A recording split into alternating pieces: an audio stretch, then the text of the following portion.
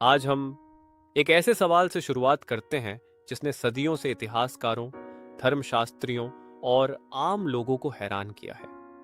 आखिर बाइबल के मुताबिक यहूदी कौन थे? क्या वो सिर्फ एक कौम थे, एक मजहबी पहचान, या फिर बाइबल की कहानी में उनका कोई बड़ा मकसद था?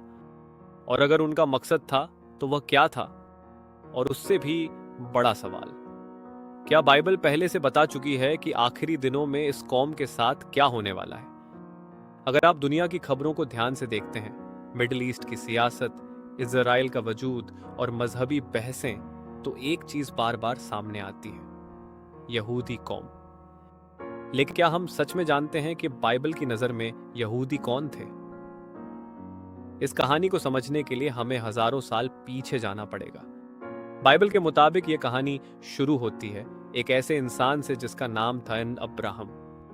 बाइबल की किताब जेनेसिस में बताया गया है कि परमेश्वर ने अब्राहम को एक खास वादा किया था।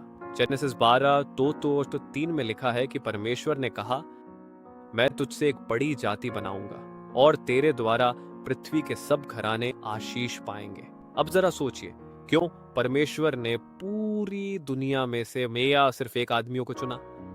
क्यों उससे कहा कि उसकी नस्ल से एक खास कौम पैदा होगी? क्या यह सिर्फ एक धार्मिक कहानी थी या फिर एक बड़ी योजना की शुरुआत?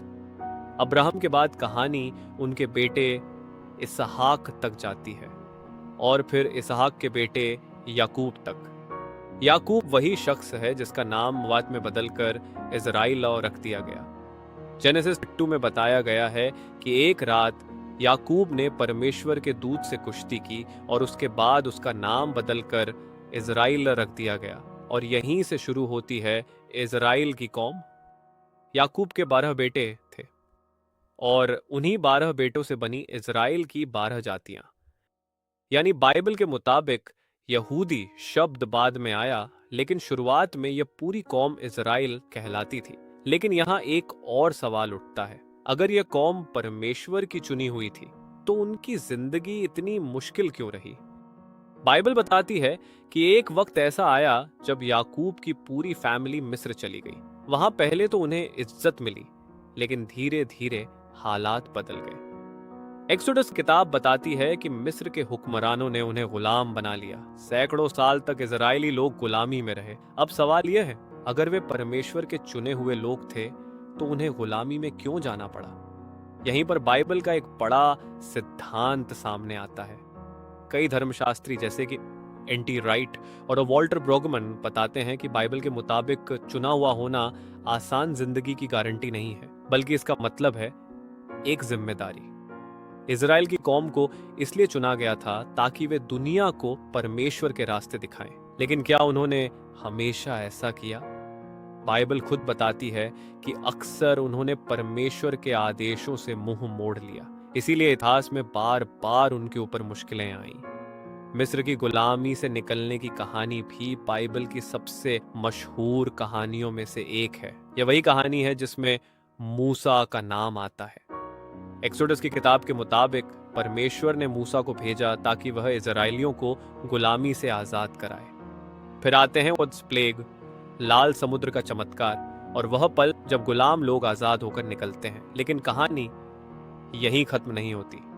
आजादी के बाद परमेश्वर ने उन्हें एक खास कानून दिया, जिसे हम 10 कमांडमेंट्स कहते हैं। यह कानून सिर्फ नियम नहीं थे, यह एक समझौता था जिसे बाइबल में कवेनेंट कहा जाता है। इसका मतलब था कि अगर इजराइल परमेश्वर के रास्ते पर चलेगा तो वह उन्हें आशीष देगा, लेकिन अगर वे उस रास्ते से हटेंगे तो उसके नतीजे भी होंगे। यही वजह है कि बाइबल में बार बार नबी आते हैं, जैसे आइज़ाया, जेरेमाया, इज़ीकियल। इन नबियों का संदेश अक्सर एक जैसा होता था। वे लोगों को चेतावनी देते थे कि अगर वे अन्याय, मूर्ति पूजा और जुल्म में पड़ेंगे तो उनका देश खतरे में पड़ जाएगा। और यही हुआ। 586 BC में बेबीलोन की सेना ने यरूशलेम को तबाह कर दिया, मंदिर गिरा दिया गया और यहूदी लोगों को कैद करके बाबुल ले जाया गया। इस घटना को इतिहास में बेबीलोनियन एक्साइल्स कहा जाता है। अब सोचिए, एक कौम जिसे परमेश्वर ने चुना था, जिसे वादा किया गया था कि उनका देश होगा, वही कौम अपने देश से निकाल दी गई। क्या इसका मतलब था कि कहानी खत्म हो गई? नहीं, यहीं से बाइबल का एक और अहम हिस्सा शुरू होता है, उम्मीद का वादा। कई नबी कहते हैं कि एक दिन परमेश्वर अपने लोगों को फिर से इकट्ठा करेगा। आइजाया 11 और जेरेमाया 38 में ऐसी कई भविष्यवाणियां मिलती हैं। यानी बाइबल के मुताबिक इतिहास सिर्फ हादसों का सिलसिला नहीं था, बल्कि एक बड़ी योजना का हिस्सा था। अब आते हैं एक और अहम मोड़ पर। नए नियम यानी ये न्यू टेस्टामेंट में यहूदियों का जिक्र एक अलग तरीके से आता है। यही वह दौर है जब यीशु मसीहा का प्रकट होना बताया जाता है। इतिहासकार जैसे E.P. सैंडर्स और बार्ट एयरमन बताते हैं कि यीशु खुद भी एक यहूदी थे। उन्होंने यहूदी समाज के बीच ही अपनी शिक्षा दी। लेकिन यहाँ एक बड़ा टकराव भी सामने आता है। कई यहूदी नेताओं ने यीशु के संदेश को स्वीकार नहीं किया। यही टकराव आगे चलकर ईसाई धर्म और यहूदी धर्म के बीच अलगाव का कारण बना। लेकिन बाइबल के कुछ हिस्से बताते हैं कि कहानी यहीं खत्म नहीं होती।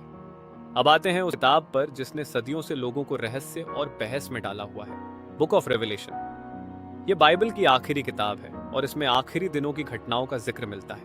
रेवलेशन 7 में एक दिलचस्प बात कही गई है। वहां लिखा है कि आखिरी दिनों में इजराइल की 12 जातियों में से 144,000 लोग चुने जाएंगे। अब यह संख्या क्या दर्शाती है? क्या यह सचमुच 144,000 लोगों की बात है या यह एक प्रतीक है? धर्मशास्त्रियों के बीच इस पर बहुत बहस है। कुछ लोग कहते हैं कि यह सचमुच यहूदियों का एक खास समूह होगा। दूसरे कहते हैं कि यह एक प्रतीक है उन लोगों का जो परमेश्वर के प्रति वफादार होंगे। लेकिन रेवलेशन में एक और दिलचस्प बात है। यह किताब बताती है कि आखिरी दिनों में दुनिया में बड़े संकट होंगे, युद्ध, प्राकृतिक आपदाएं और बड़े राजनीतिक बदलाव। और इन घटनाओं के बीच यरूशलेम और इजराइल का नाम बार बार सामने आता है। यही वजह है कि कई लोग आज की दुनिया की खबरों को देखकर पूछते हैं, क्या हम सचमुच उन दिनों के करीब आ रहे हैं? क्या बाइबल की भविष्यवाणियां पूरी हो रही हैं या फिर यह सिर्फ हमारी व्याख्या है? इतिहासकार और धर्मशास्त्री इस पर अलग अलग राय रखते हैं, लेकिन एक बात पर लगभग सब सहमत हैं। यहूदी कौम की कहानी दुनिया की सबसे अनोखी कहानियों में से एक है। हजारों साल के उतार चढ़ाव के बावजूद उनकी पहचान बनी रही। देश खोया, फिर वापस मिला, दुनिया भर में फैले, फिर भी अपनी संस्कृति बचाए रखी। और यही वजह है कि बाइबल में उनकी कहानी सिर्फ एक कौम की कहानी नहीं लगती, बल्कि एक बड़ी योजना का हिस्सा लगती है। अब आखिरी सवाल, अगर बाइबल के मुताबिक यहूदी इतिहास का इतना अहम हिस्सा है, तो आखिर में क्या होने वाला है? रेवलेशन 21 एक नई तस्वीर पेश करती है। वहां एक नई धरती और नया आकाश का जिक्र है और एक नया यरूशलेम। यानी बाइबल की कहानी सिर्फ एक कौम से शुरू होकर पूरी मानवता पर खत्म होती है। लेकिन यह समझना आसान नहीं है, क्योंकि बाइबल की भविष्यवाणियां अक्सर प्रतीकों और रूपकों में लिखी गई हैं। और यही वजह है कि आज भी विद्वान, इतिहासकार और धर्मशास्त्री इन पर बहस करते रहते हैं। लेकिन एक बात जरूर है, जब भी हम ये सवाल पूछते हैं कि अब यहूदी कौन थे, हम सिर्फ इतिहास नहीं पढ़ रहे होते। हम एक ऐसी कहानी को समझने की कोशिश कर रहे होते हैं जो हजारों साल से इंसानियत के विश्वास, राजनीति और पहचान को प्रभावित करती आई है। और शायद इसी वजह से यह सवाल आज भी उतना ही जिंदा है जितना हजारों साल पहले था। और अब सवाल आपसे है, क्या यह सब सिर्फ इतिहास है या फिर हम सचमुच कहानी का हिस्सा हैं जो अभी पूरी नहीं हुई?